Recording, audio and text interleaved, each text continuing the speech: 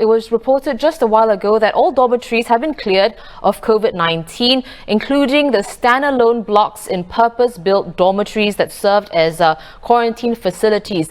But just yesterday, the Manpower Ministry said that there are still 118,000 foreign workers who have yet to be scheduled for rostered routine testing. So I guess, with all the dorms cleared, including the quarantine facilities, these workers, they will be cleared to go back to work in the future. But when it comes to the rostered routine testing, what do you make of the process? Do you think it's too cumbersome and inconvenient for employers to sustain? I think it's very challenging. Indeed, many employers have come to me and say, I need to do tests every 2 weeks. The cost to my laborers, the cost to my staff, my company, I am going to go into financial breakdown. I think we have to relook at the way we work, so in such a way that we can carry on with our work, do it safely in COVID-19, and yet get regular testing. So some of the things which you can do is this. We can learn from the Chinese. What the Chinese have done when they did a few million swabs over a week was that they did group testing. So they put about 5 individual samples all into one PCR testing. This in turn would reduce down the cost. In other words, you actually divide it down by 5. That makes perfect sense. So group testing, should anyone be positive in a group, then you actually tease them out. But in the case of the foreign workers, I think we can take it one level higher. I think the foreign workers ideally should work as a team.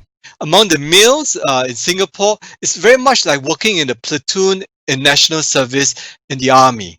All work together, all stay together, all share the bunk beds in the barracks together at the same time.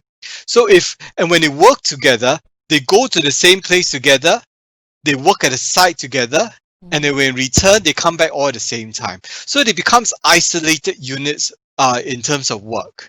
Now, and when we do testing, there could be 12 of them in this unit. And what you do is you do 12 swabs, but put them all into one test. With this, if any one of them were to turn out positive, the test would turn out positive. And that's what you would do, because you would put on stay-home notice and quarantine the rest that are inside the same group, or what we call the platoon group. Now, given this scenario then, you can tease out who has infection and who doesn't have infection. It serves a few purposes. Number one, reorganizes the way we work. We work by team so that one team individual doesn't cross to another team. Number two, we actually save on cost because you're going to group testing. And number three, once you identify one person as infected, the whole platoon or the whole team is contaminated. It makes perfect sense to stop their work at that point in time. Only by using clever methods or perhaps other variations of it can we try to have some normality of life, some normal business work, and perhaps lesser cost for the companies and better economy for Singapore.